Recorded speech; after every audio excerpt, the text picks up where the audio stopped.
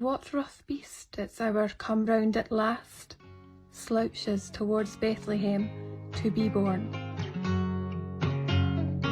Je dis ce que je pense et je vis comme je veux. Je gagne beaucoup d'argent, mais quand j'en avais peu. Hello and welcome to What Rough East. I'm Virginia Heffernan. There is so much going on and so much concern about what we should do in the present moment that I thought there would be no better time than now to pull back a little bit and try to see what we're in the midst of. Because if this is, just another instance of polarization in the US, that we have one set of responses. If this is more, politics getting in the way of everyday life, we might have another set of responses. If, as many people are saying, the quote, pussy hats were right and that fascism is actually here, that this isn't hysteria anymore, maybe there's yet another set of responses. And if this is war by the federal government against an American state and against the American people, that also might necessitate another response. The person I like to talk to most about these kind of systemic questions is a friend of the pod who is becoming really integral to What Rough Beast. She is Cy Cantarell, a systems thinker par excellence, and really one of my favorite people to talk to. She kind of sets me straight on all these things. Today, I want to talk to her, starting with Mark Carney, the Prime Minister of Canada's recent address at Davos. I want to talk about that speech and its consequences, or its description of this period as a rupture that marks an ending of the so-called rules-based world order, or the American hegemon, or even kind of the neoliberal merging of democracy with market capitalism. So welcome back to What Rough Beast, Cy. Cy, it's good to see you again. So good to be here again, Virginia. Let's get into it, because I think both of us were really interested in, it's now only a week ago, Canadian Prime Minister Mark Carney's speech at the World Economic Forum in Davos. What did you make of the speech? I know you've written well about it. The things that struck me when I listened to it initially were, number one, that great, he's standing up for the sovereignty of quote unquote middle powers. He's one of the first world leaders to actually push back against the imperialistic motivations of the current administration in the US. The other part, though, is that he actually admits in that speech that the quote unquote rules-based order, which is the post-World War II 1945 and after environment, post Bretton Woods, with the world financial off the gold standard for good. Yep. Exactly. Currency, monetary and fiscal policy that was supposed to privilege international trade and human rights, everything like that. He says that they knew to some extent that this was a fiction. And this is coming from somebody who was the head of two major financial institutions that were participating in a lot of the funding, international funding, dealing with all of these trade issues. So the Bank of England and the Bank of Canada. And he's saying, we always knew that this was going to be applied unevenly. We always knew that the hegemon, the United States in this case, was going to take more than they would give back, and we would get, our pittance on the side. But it was, and he says this, a useful fiction. And that's the part that really struck me, that for the first time since the fall of the Soviet Union around 1991, that where you saw like the communist sort of world order, the ordering principle behind that, like the Warsaw Pact countries and all that stuff, like that became a fiction, an epistemic frame that you could step outside of and suddenly see it from the outside and say, yes, that no longer makes sense, and it unraveled. But now we're seeing that for the neoliberal capitalistic rules-based order, and the acknowledgement of that from someone who has been inside of it intimately, inextricably linked to it for so long. I mean, that strikes me a lot. It's like a speech with an analysis that you might have heard at Occupy Wall Street, except from someone who had benefited from it and was willing to say that he had benefited from it. he says there's a strong tendency, I should say, I mean, for those of you who maybe caught clips of it, didn't see or read the whole thing, he starts in French. He's a beautiful voice. He cites Václav Havel, he cites Thucydides. It's, really incredibly sophisticated diplomacy that we're seeing here, like the kind of dated diplomacy. But he's describing in no uncertain terms that he himself and all the countries that benefited from this system have been going along with it, have been accommodating it to avoid trouble, and hoping that their compliance, he says, will buy safety with the hegemon. And only now that their safety is threatened, and this he all but admits too, their own safety, as in his case, as a head of state, is threatened, that we have to really think about the options, the rupture. This was obviously a safety that 99% have never had, and that they knew in the era of Occupy Wall Street coming up on, well, almost 18 years ago. But now to hear it from a head of state saying, yeah, we knew we were screwing everyone, but we were scared for ourselves. We wanted our own fortunes. And now we are not able to avoid trouble anymore. And so we now want to drop the lie that we benefited from. Yeah, and to point back to Václav Havel, whose fable about the greengrocer under communism, Carney quoted, and that's from Havel's essay, The Power of the Powerless, which he invokes this little fable about the greengrocer who puts up the Communist Party slogan, "Workers of the World Unite," on his wall, because he says, well, everybody else does it, nobody really believes it. But what's the harm? I'm going to just perpetuate this fiction that this ideology works and I can live within it and exist within it. And there comes a point where you finally take that sign off the wall because it has become, such an undeniable fact that the ideology is no longer the epistemic frame that you cannot step outside of. You can actually start to criticize, and you can live outside of that frame. And so that's what Carney was saying, is like, we've reached the moment where we're going to take that sign off the wall for the liberal post-war order and say, hey, this isn't working for us anymore.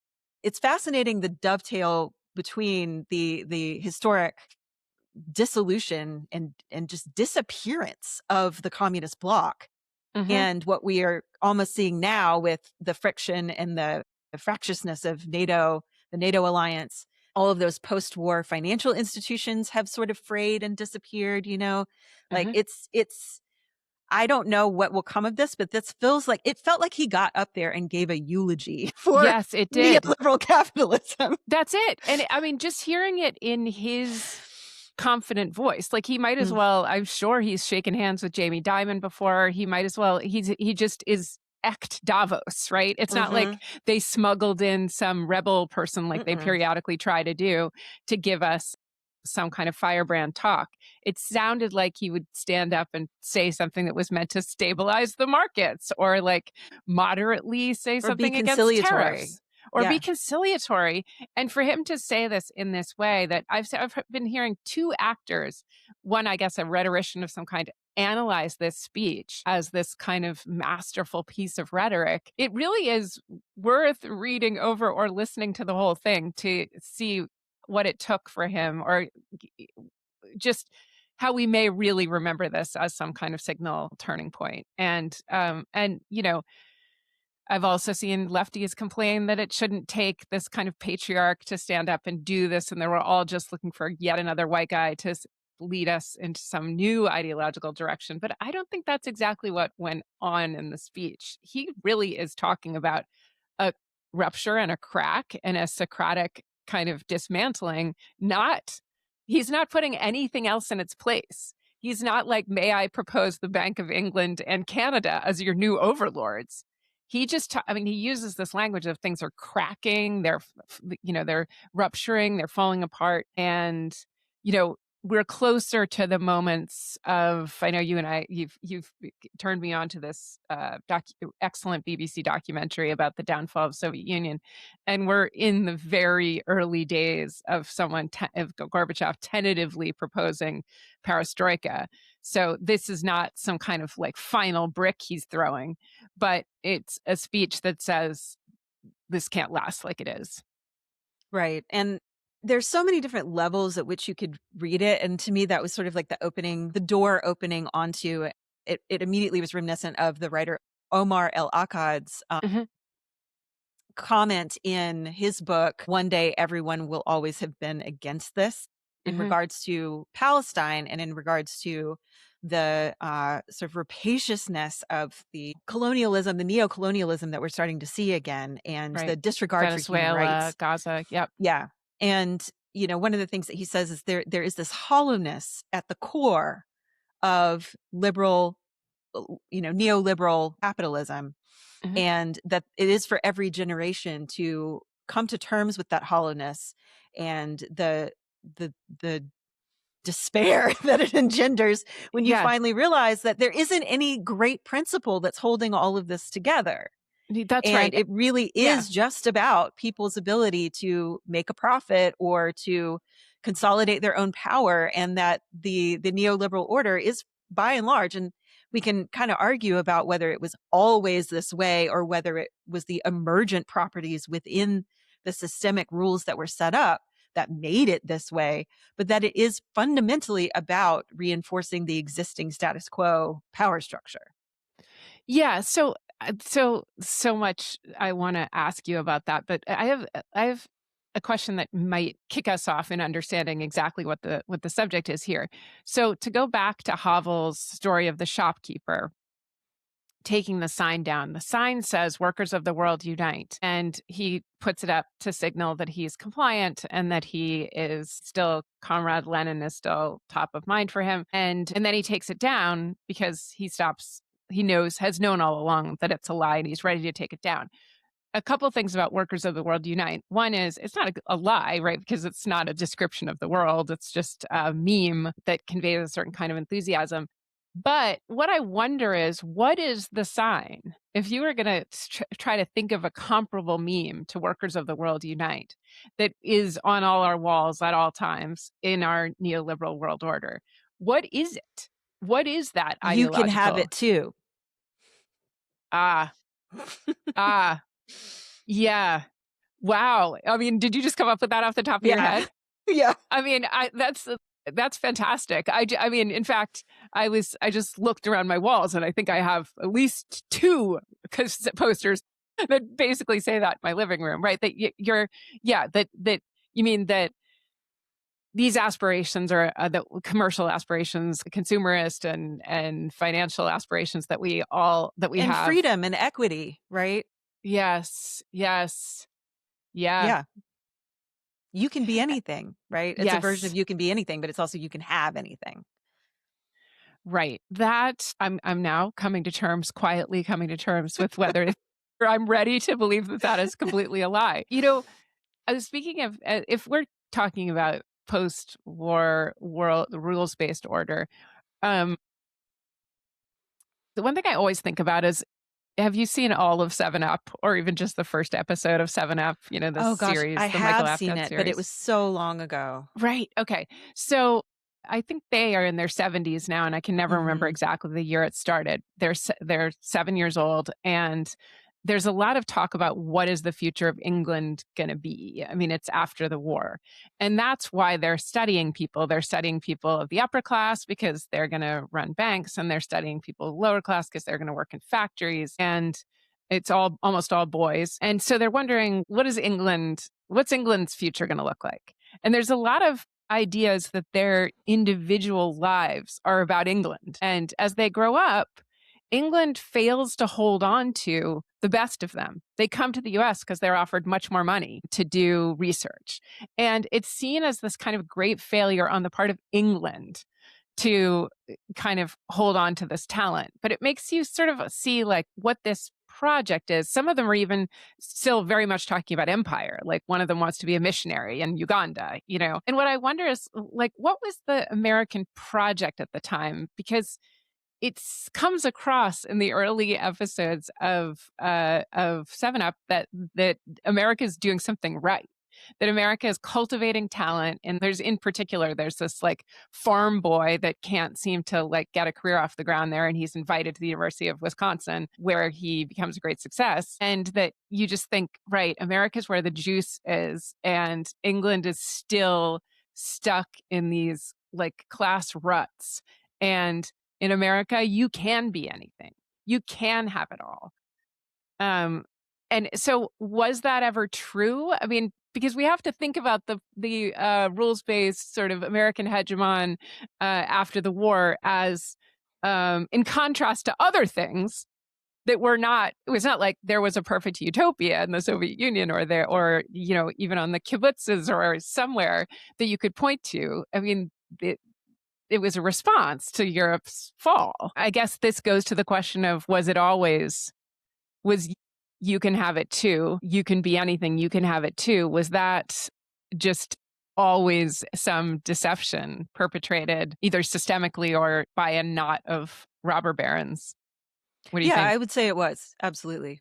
I would say it was always a deception. I think that even that framing was only ever available to a subset of the population, namely people who were white and who were mostly male and who were, you know, heteronormative and who had a fair amount of money and connections. I mean, if you look at the, you know, I think what America did well, quote unquote, like I think what they, you know, the marketing did well was to say that class didn't exist here, that everyone was equal under the law and equal opportunity, that this was truly a meritocratic place where if you had great talent, that talent would be recognized and you would be elevated to the status that your talent was predicated on, you know, and that was only ever true for outliers.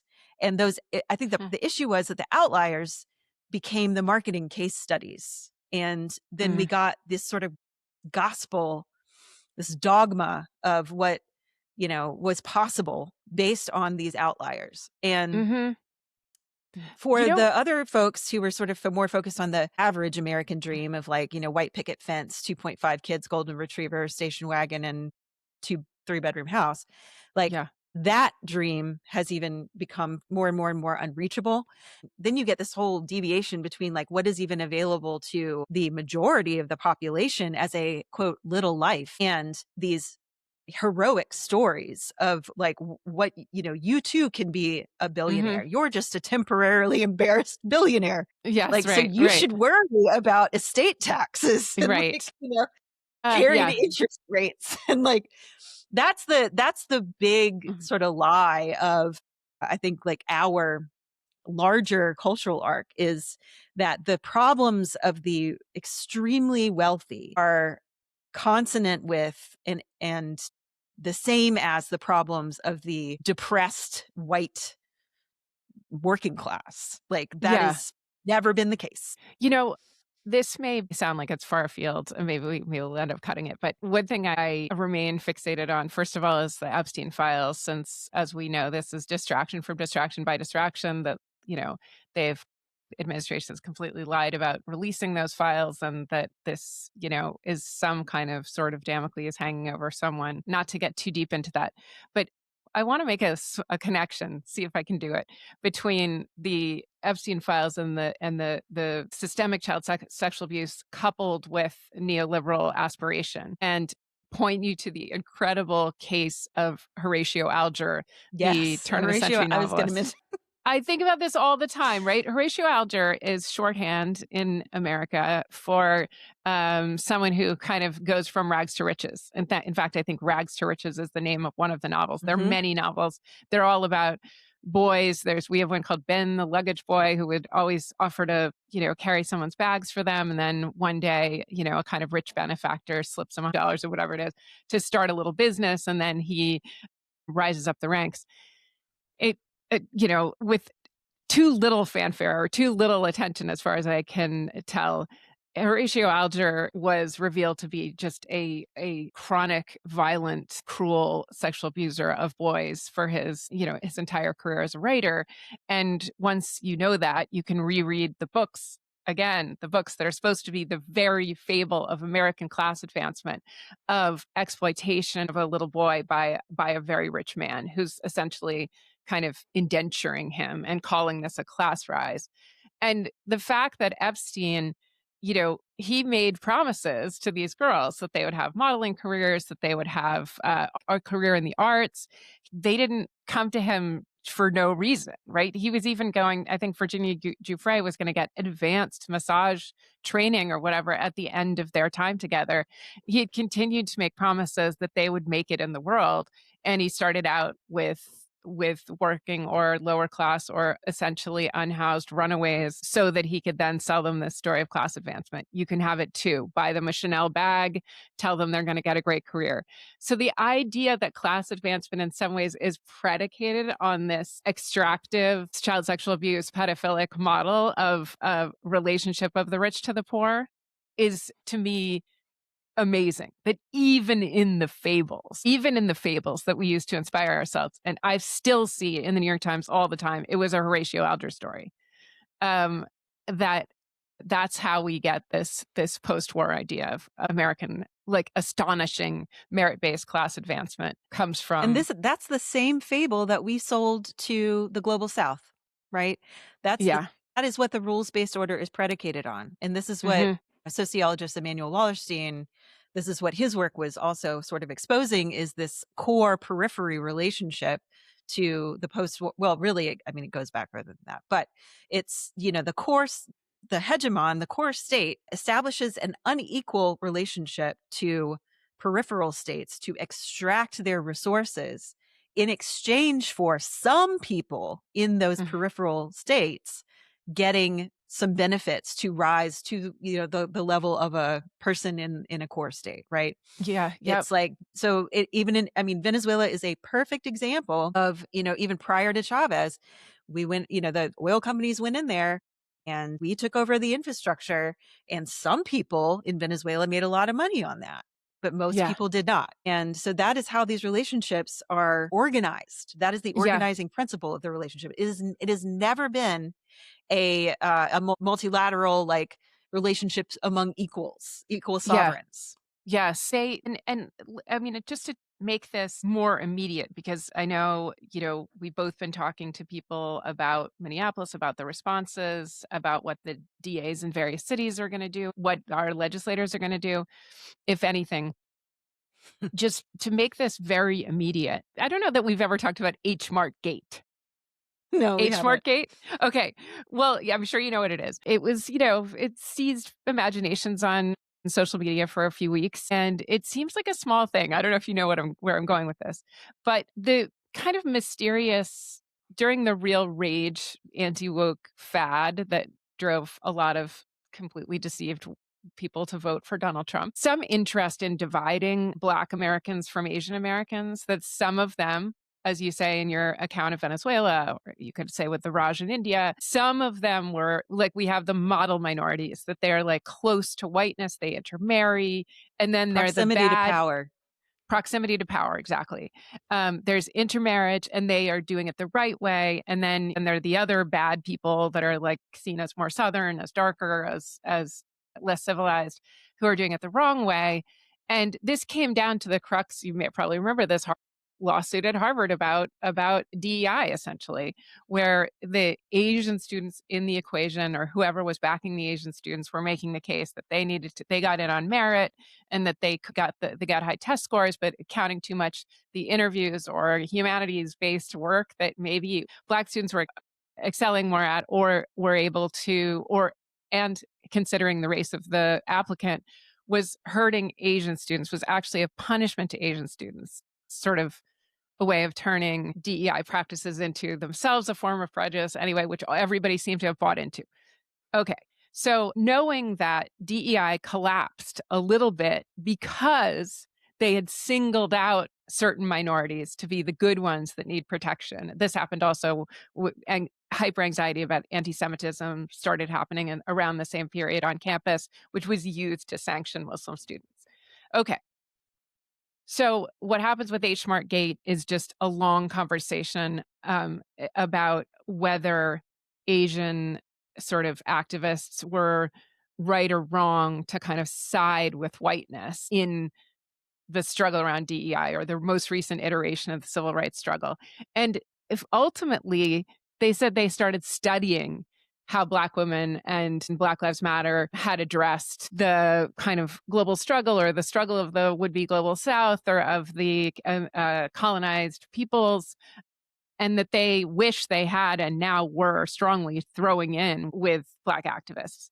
And it was actually amazing to see Black activists be sort of mobilized. Core Black Lives Matter protesters have so much, not just moral authority, but so much tactical authority, right? Like they just were not, they never bought. Like if most of us knew that Donald Trump shouldn't be president, the second he said the ground by the pussy thing, most Black New Yorkers knew that he had settled a racial discrimination lawsuit in the 70s, or that he'd gunned for execution of the Central Park Five before that. So, at least on TikTok, these Black activists were like, we've been waiting for you to realize too, Asian Americans, white women, whatever, that his boot is on your throat also. But, we've just been back here and it's your turn now.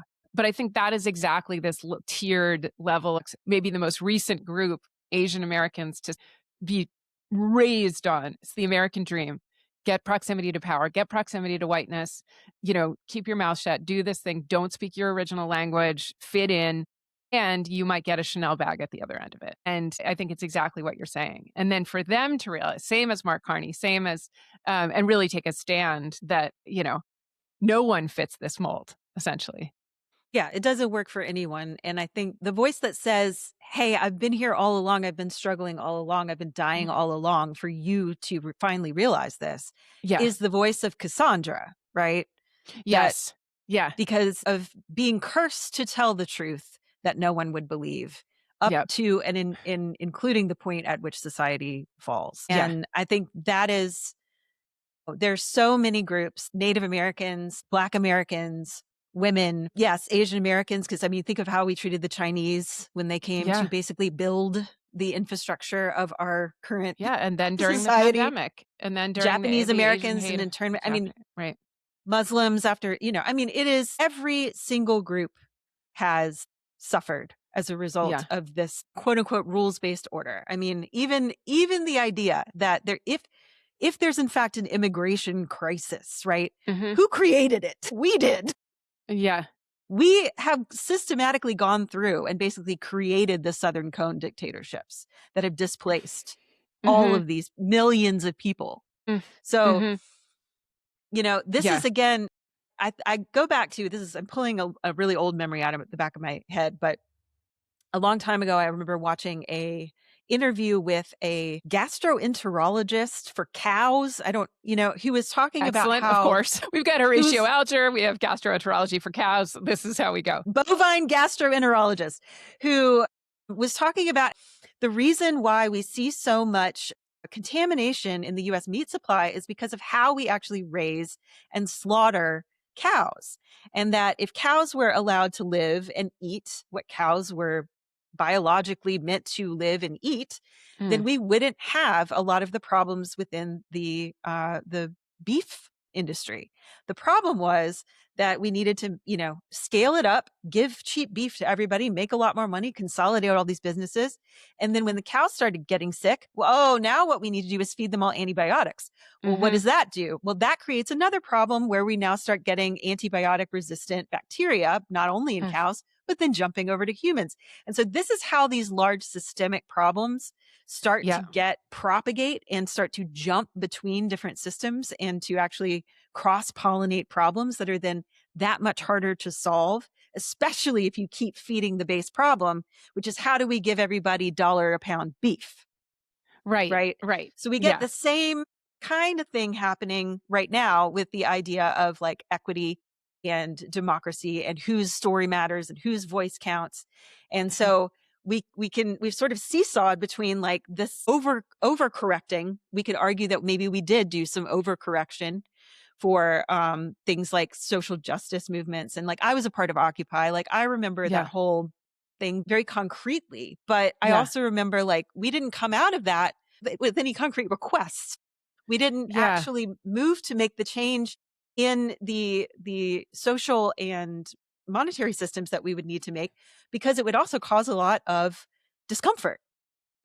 for individual people, because the solution really is you cannot have $1.99 a pound beef. You cannot eat beef every day.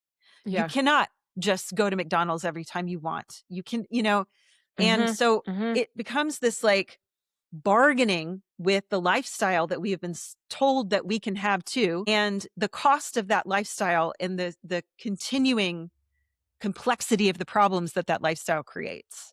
And so for everybody to have a little bit, a lot of people need to actually accept less.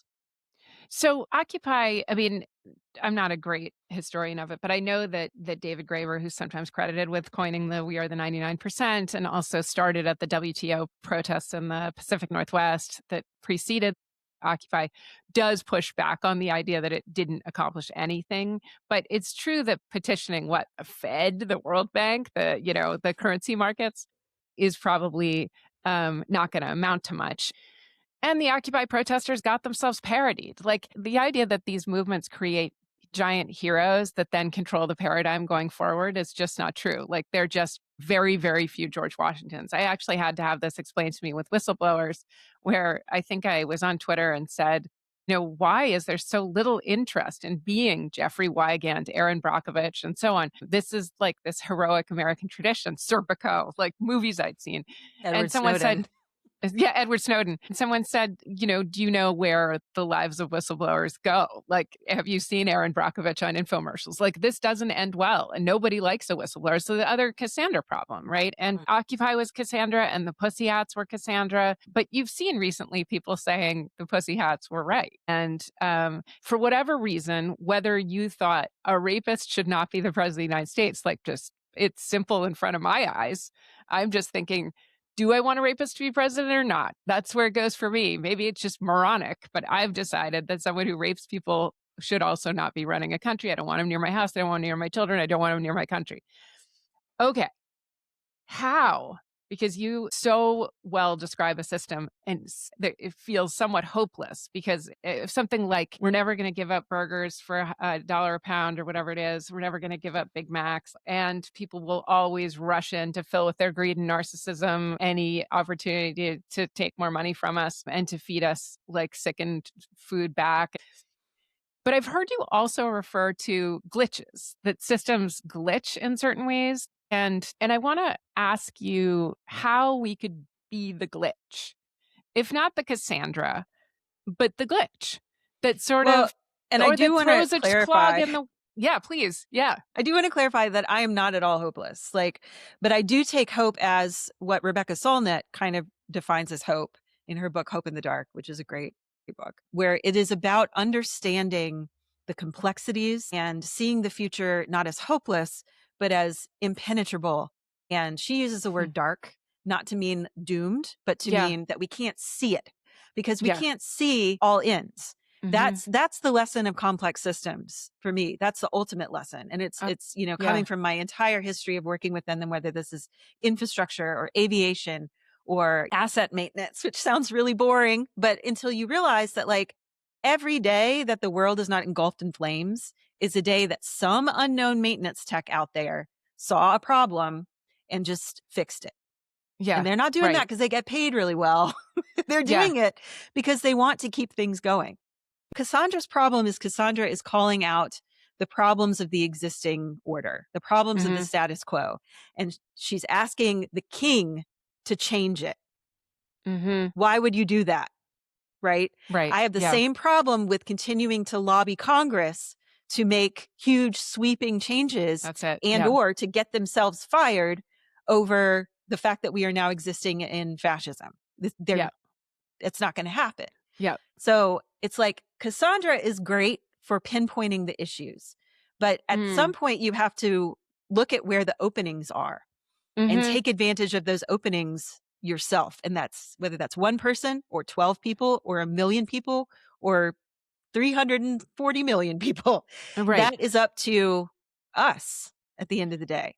Yeah. We need to stop asking powerful people to change themselves. It won't happen. This is also, I think, a Graeber point where he said, we choose direct action over protest and demonstration because protest is so often petitioning and lobbying people in power to just please give us a little bit of a break. I mean, this is, I don't know, I don't morbid imagination these days, but I keep thinking about child sexual abuse. And a friend of mine was a victim. His father raped him as a child, and he kept asking his mother to make it stop, right? Sort of Right. classic family systems problem. And finally, someone came and handcuffed his dad and took him out of the house, and he actually never saw him again. And he thought that his mother had finally acted on his behalf, but no, he'd done it to the neighbor's kid. And the neighbor's mother had no problem speaking out. Um, and Wow. he went to jail for life. I mean, it was a successful story in some ways. And this guy was 6, but it would have gone on forever if he'd continued to only petition the person who was benefiting from keeping the family together, from the system, from the mother. Right. So, in And that you can way, see Congress as the mother in that relationship. that's right? it. Exactly. Exactly. Where they're like, I know he gets that way and he can be terrible like that, but let's just try to work with the thing. And he's having a hard time at work. And maybe when he's over XYZ. And that becomes the thing that makes you almost as crazy as the initial problem. So I wonder, though, who are the outside figures? Who's the neighboring mother? And what does that kind of action look like? I mean, I still think that there are possibilities for glitching and for it sounds weak, but I always believe it's stronger than it sounds, which is irony, which is opening up a gap, making sure that the gap between you and the you can have it too banner for neoliberalism, that gap is wide, that you're not identified with it. And that you see some people, I always talk about them, but deconstructing online from their Christian beliefs. One of the things that they seem especially interested in are the sort of therapeutic uses of confronting white privilege, say. And it really is, this is not because they want to enter into political science or political theory or critical race theory or something. It's simply because they cannot believe how many lies their sense of self is predicated on. And it is like fallen off the shelf. They can't do, I mean, it's so entirely just as a therapeutic matter, as a personal question. I am entirely dependent on every living being. I'm dependent on the water supply.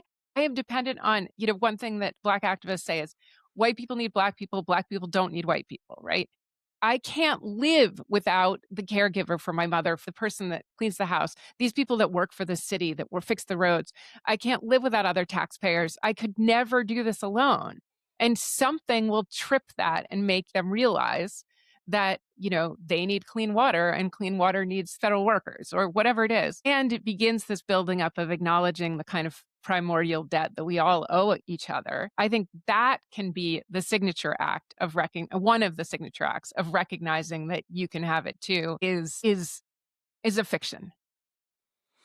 I think what you're talking about is like there's an internal confrontation with the part of the self that is constructed by all of these narratives, these cultural narratives, and the dominant systems that support them. And then there's also what out there in the world can we actually press on that point of leverage than, let's say, calling your congressperson for the 100th time. I think there's macro views to the system, and then there's all the way down to the micro, which is the individual. I think out in the world, to go back to Carney from the beginning, that was a really great point of saying, wait a minute, like people like outside of our system are starting to wake up to the idea that they can actually hopefully band together and start to push back, and that this relationship is no longer working for them, right? And so I think there are so many points of leverage for countries. They basically are companies, but countries that whose their economies are very dependent on the US and their relationship with the US. They have to be willing, in many cases, to hobble their own economies and to convince their citizens to take up a great deal of discomfort if they want to actually damage the US and to force their point of leverage. They haven't quite gotten there yet, but there are a lot of ways they can do that, right? Just like there are a lot of ways that we, as groups of people, could band together. So much of our disbursed money from our budget goes to third-party contractors. There is something like, whether you're talking about healthcare, Medicaid Advantage, DHS funding, defense contracting. I ran a report on this a while back, but it is staggering the amount of our budget that goes to private companies.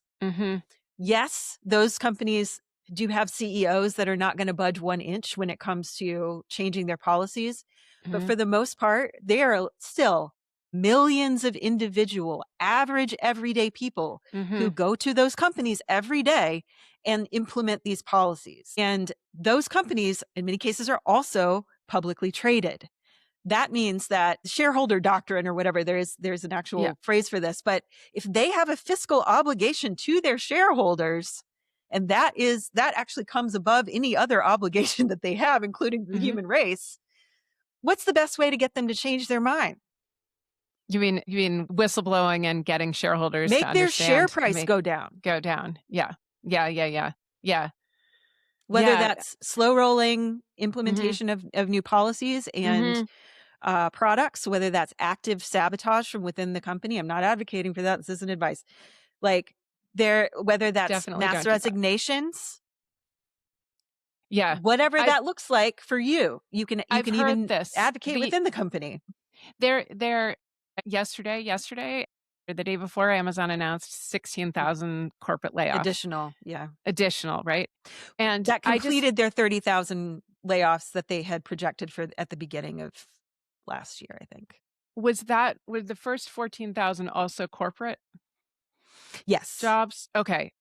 So 30,000 corporate jobs could be gotten rid of at Amazon. It's just astounding to think it's not, and these are corporate jobs. So we're not talking about like the kind of inefficiencies they were looking for at Doge and actually didn't find any. No evidence of, whatever. Someone maybe had 2 stacks of Post-its and otherwise they didn't, 1 extra. They did not find the waste, fraud, and abuse they pretended was there, the same way they're not finding all the criminal, undocumented immigrants that they pretend they're finding in Minnesota. At the same time, Amazon's able to drop 30,000 people. If those 30,000 corporate people had resigned either en masse and recognized that they've been propped up by this crazy component of corporate welfare, which are what Graeber calls bullshit jobs that don't generate any value for the world, where the person themselves cannot tell you exactly what they do for a living, and they believe themselves, it's personal testimony, that they're not adding anything to the world. They don't need anyone to cover their shift when they have to take a day off. That's one of the other ways to think about it. If they can get rid of that many people, there are that many people who can participate in strikes, in sabotage, in, acts of resistance at those levels, which are kind of astounding. I just heard this woman talk about having quit a tech job to work in a bookstore, and she was talking about the difference between the 2 jobs. And it was actually so many things I didn't expect. That's where I got the idea that she had to find people to cover her shift, and she couldn't believe that someone needs to cover a shift, because it was just like, she thought she was really good at work-life balance. She worked from home, so she made decks on her days on, and then she would, take a day off, and it was only she could do her job. So of course no one can cover your shift. But if you don't need to have someone cover your shift, right? Like, what are you doing? And, if you find yourself in that position and can quit, she said, I'm poor now. So let's not kid ourselves that jobs that actually provide a service to the world, and also real work is very physical. She said, stacking books, like I just never did anything like this, with my body in those times. But if 16,000 or 30,000 people could leave Amazon or could slow walk stuff or whatever and take jobs actually providing value for the world, like working in a bookstore, that would be a serious way of hobbling neoliberalism. Also, maybe bringing down the value of these companies. I believe that Tesla takedown, which I participated in, as corny as it was, did something to panic Musk about what was going on at Tesla and forced him out of Washington to go back and run things there. And even at Tesla their actuaries started to like crank in the fact that reputational damage was being done by protesters. So it's a relatively small example, but that seems like the kind of thing that you can do that shareholders start to look at. And, again, I'm not advocating for anyone to do this, but, having been inside of these companies myself, and especially companies that have more infrastructural value, that aren't just consumer products, there are a lot of systems that our country and every country depends on in terms of communications, in terms of electrical grid, in terms of monetary and transactional infrastructure, that if they were non-functioning, they would cause a lot of problems, right? And I think it is. You sound like a mobster. It's awesome. That would cause a lot of problems for you. Yeah. But that's right. Yes. Yes.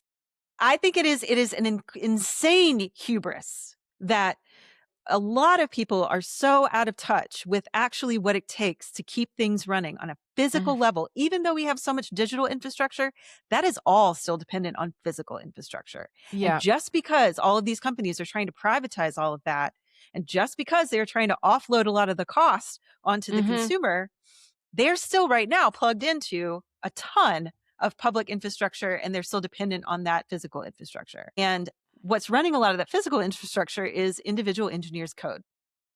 Yeah. And those are just people right now. That is also another reason I'm convinced that they want AI to replace jobs, because then they are not as dependent on individual humans who may have a bone to pick with their plan. Right. Yeah.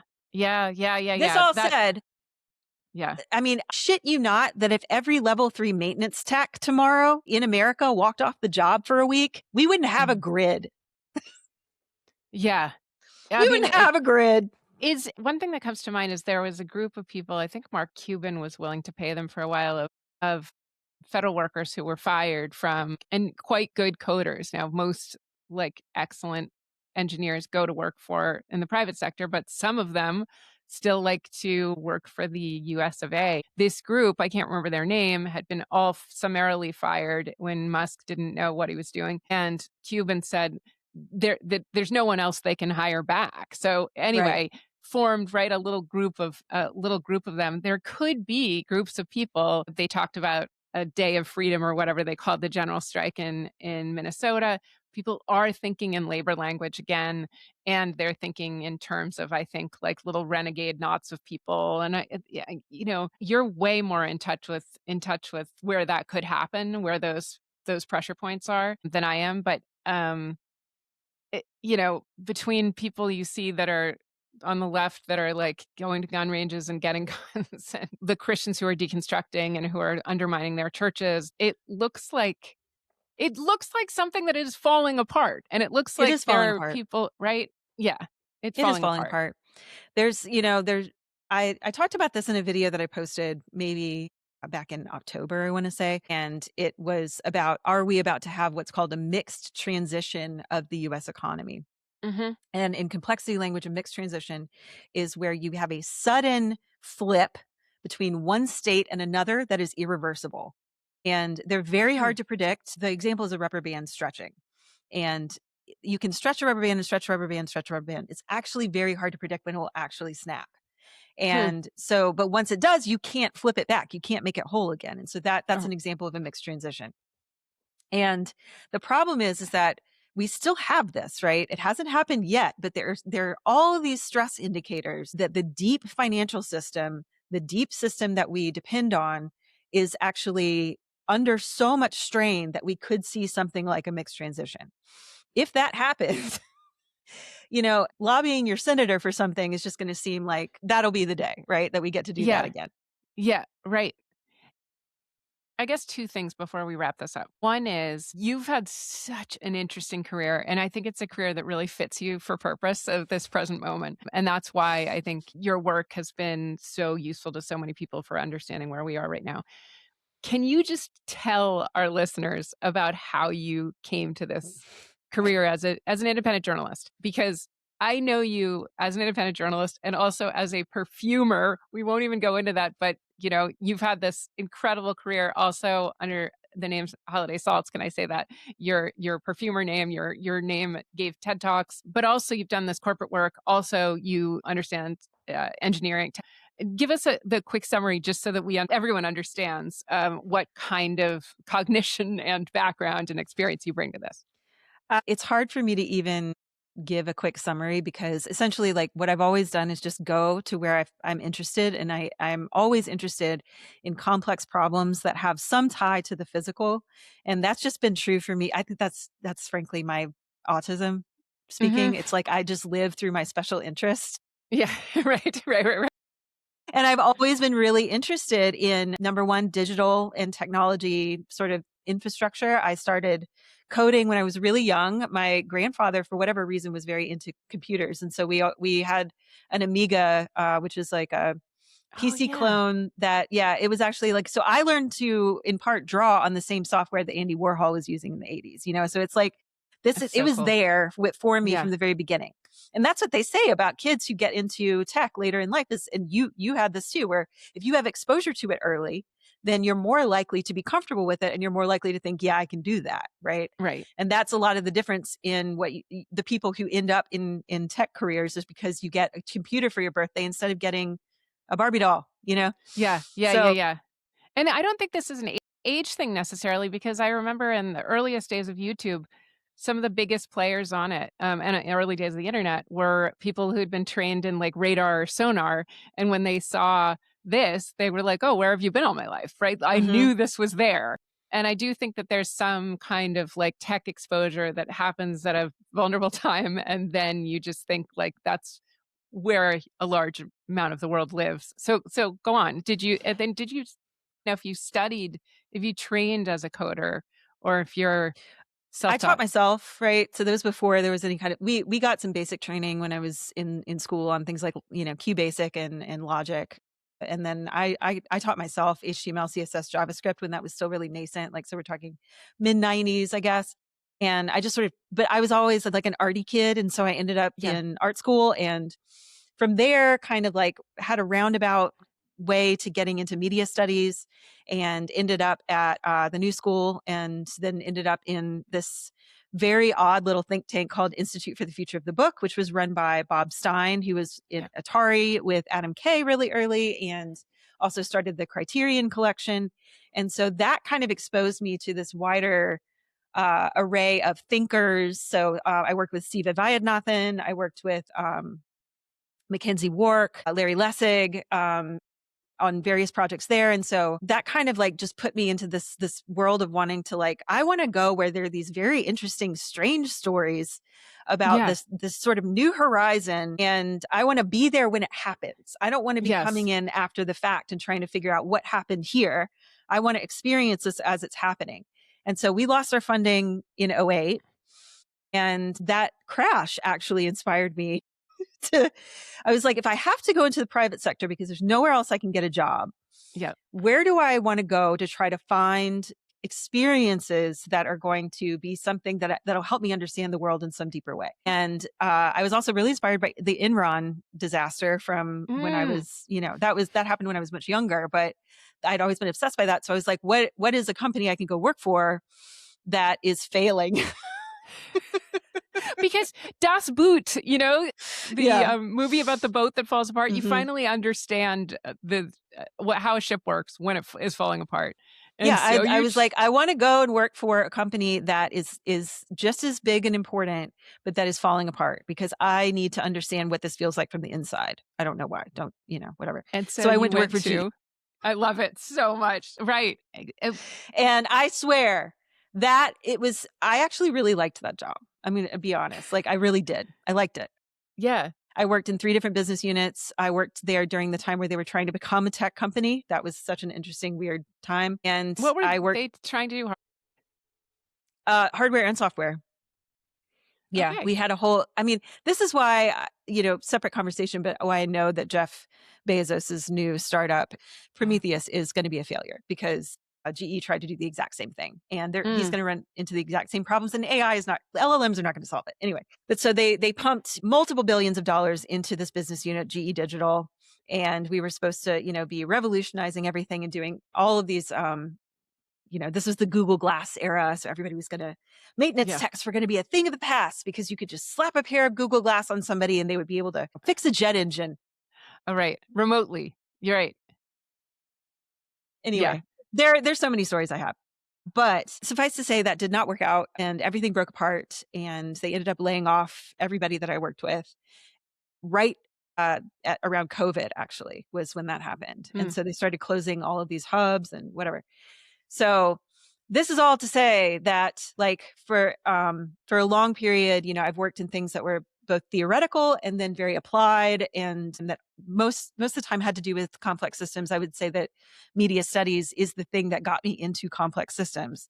And then working with physical assets and infrastructure was what made that physical for me. Made that concrete. Right? And we're also just leaving out the fact that you're an extraordinary perfumer and entrepreneur who ran a perfume company and had spoken so well on smell. I mean, I think that all these things have come together. Which I did that because smell is the one thing you cannot digitize. And I was like, I want to see why is that really the case? What is it about smell that makes it so different from our other senses and so underappreciated? And so that was kind of a 5-year detour into that. Right. There are no MP3s for smell. There's no, right. You can't digitize anything about it. Oh, these other signals. Wow, that's amazing. You definitely got your wish to work at a failing place. And now you are in a failing state and you seem to be able to keep your head during this. So I'm just so glad to get to talk these things through with you. I hope that people will take away a little bit of news that you can use. I really don't want to put down any response to the current moment by Americans here. I think I made a TikTok recently saying, if you need to black out your photo, like it's 2020 on Instagram, that's enough. Just don't pretend it's not happening. If you need to go to the gun range, if you need to give money to mutual aid, if you need to give to the ACLU, anything. But we're no longer, or read the Mark Carney speech and understand that we are no longer going to live by lies because we can't. We just can't afford it at all. I mean, you'll go crazier that way than you will picking up a fuck ICE sign and going over to your local protest. So there's that. And then there's this like rich set of possibilities around people who are working as what Bill Browder calls enablers, the whole system of accountants, of the wealth lawyers. Defense industry. Yeah. Yes, exactly. The wealth defense industry. That's right. The Lockheed Martin of money. And all these middle jobs where you really can slow walk things and you really can force a reckoning with shareholders.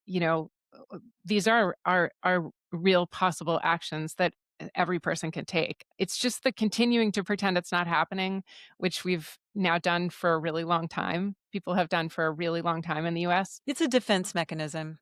Yeah. But it's understandable, but it's not. But it's like the shop owner in the Havel story. It becomes impossible at some point. It just becomes simply impossible. Or like the deconstructing Christians.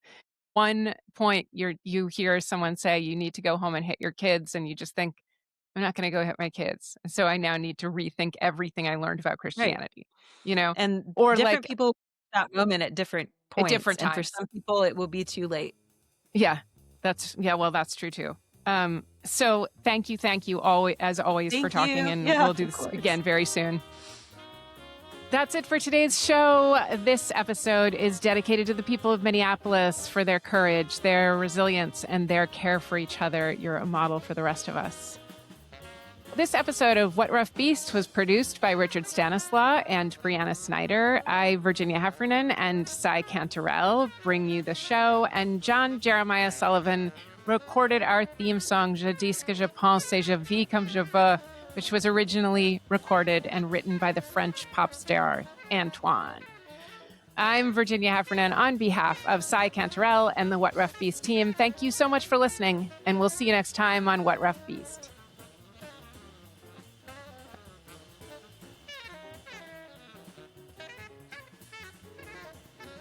Oh my God. Oh my we God. Need him. Oh my God. Right. It's just like, where's Luke that Skywalker. guy? Right. Oh man. Thank you, Richard.